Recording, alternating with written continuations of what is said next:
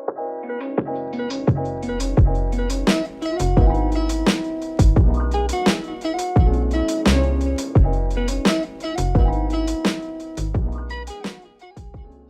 guys, it's Everyview, and this is my honest review on the Lenovo Yoga Book.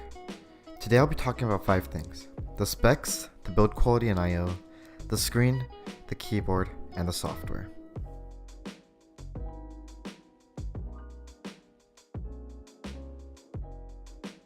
Here are the specs. The Yogabook has a 2.4 GHz Intel Atom processor with 4 GB of RAM and 64 GB of storage. It also has an 8500 mAh battery that lasts up to around 15 hours of general use.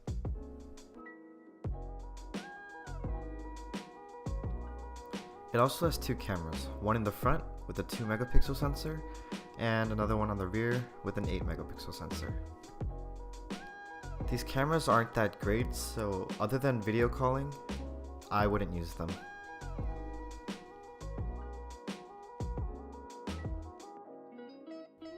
The camera has some filters you can use. They're not the best, but they're there if you want to use them. I personally wouldn't. This is another picture I took with the front-facing camera. It's okay. If you're using the camera just for video calling, I'd say go for it, but making movies or vlogs, I wouldn't recommend it. So this one's taken from the rear-facing camera. Nothing mind-blowing. It's okay. It's better than the front-facing camera, but this one you'll probably never use. But it's there if you want to use it, and it's not the worst. So the camera for the rear-facing is actually on the keyboard when you flip it around into tablet mode.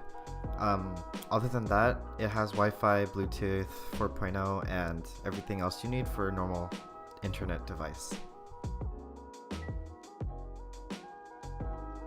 To test how it performs, I played a CSGO ripoff called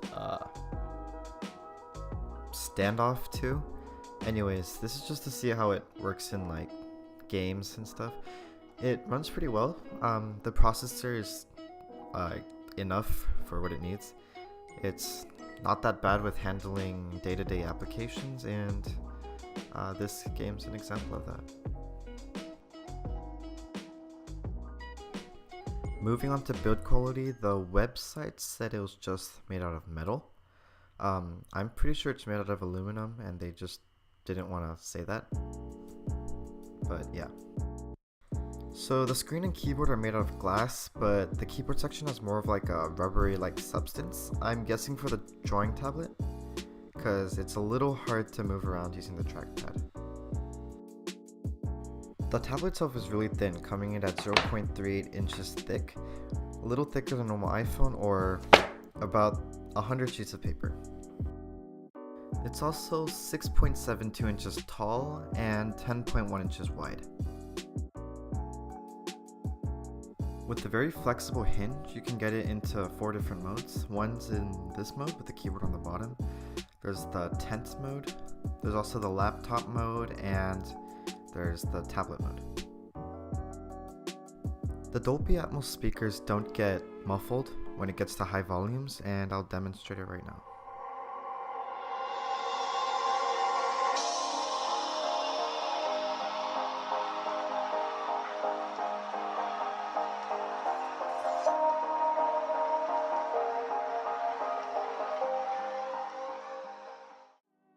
That wasn't the best quality because it's recorded through my camera microphone, but now onto I/O. It has a micro USB port, an HDMI port, and it also has a headphone jack.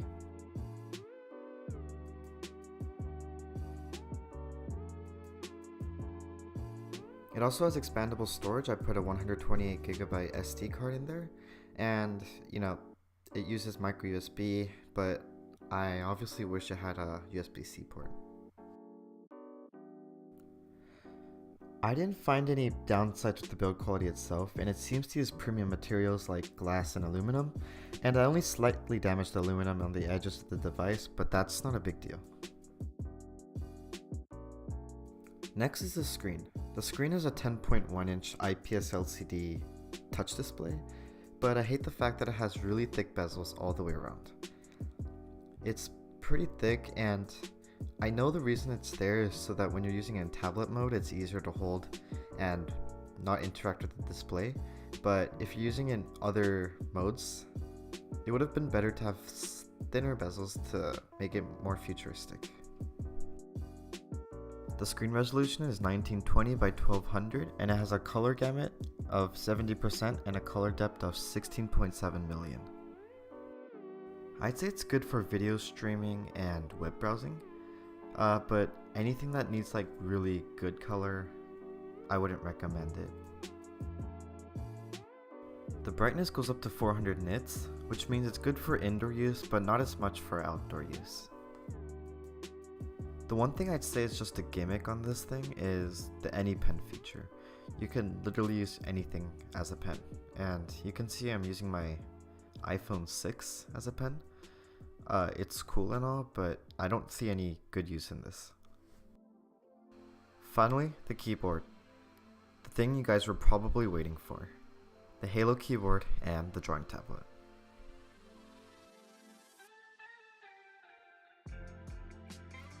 The thing about this keyboard is it's not that great.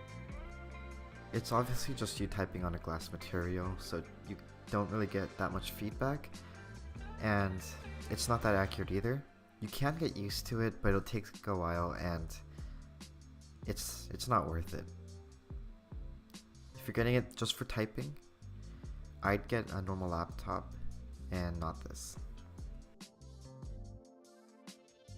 So I tried doing a speed test on this keyboard, and if you just look at the results, you can tell that it's not the best. The results obviously kind of exaggerated. I haven't typed on this keyboard for a really long time, but they're pretty bad. If you want to know what it feels like to type on this keyboard, just get any glass surface and start typing. That's literally what it is.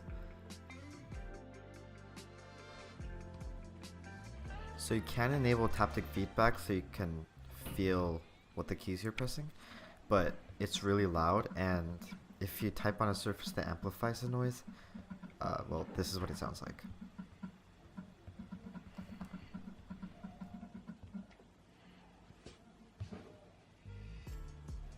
Another thing I dislike about it is the trackpad.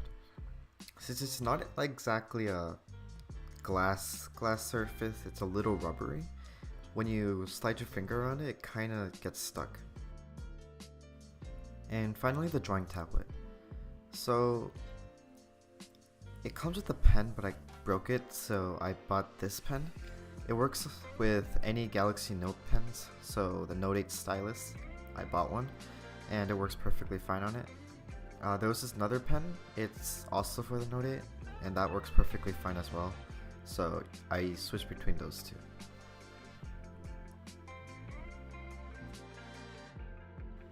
So this tablet has 2048 different levels of pressure sensitivity.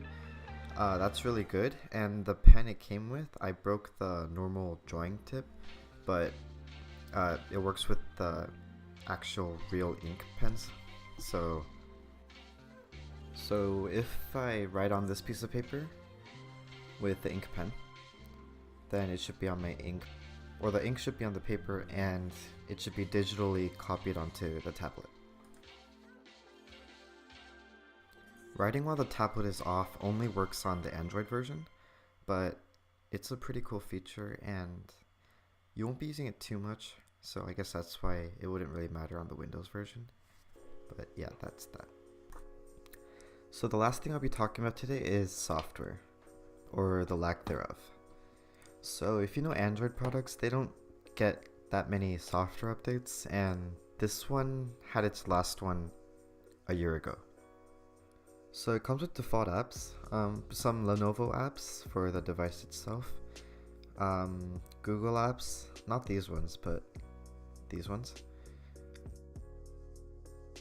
It also comes with its default note saving app, which opens this annoying pop-up every time you want to use it. But it's okay if you want to do some quick note taking, but other than that, it's not that great. It has some decent features like changing color, different pen types, but if you go deep into it, there's nothing much you can do after that. There's no good settings, you can't flip images if you write something upside down. It's a default app, so you probably won't use it that much anyways. One nice thing is it comes with 1 year free trial of premium Evernote.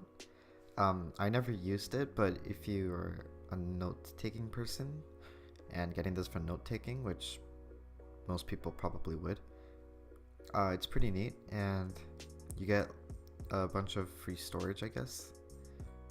You should try it if you get this, because you get the free trial anyways. I wouldn't use the default drawing app that they gave you, because Autodesk Sketchbook is free now, but they give you a free drawing app if you ever want to use it. And finally, they have multitasking. I guess this is pretty needed because it's an Android software, and since Android is mostly touch based, this is a great addition to it. Other than that, there's nothing else I want to talk about. So thank you so much for watching my video, and subscribe if you want to see more content, and goodbye.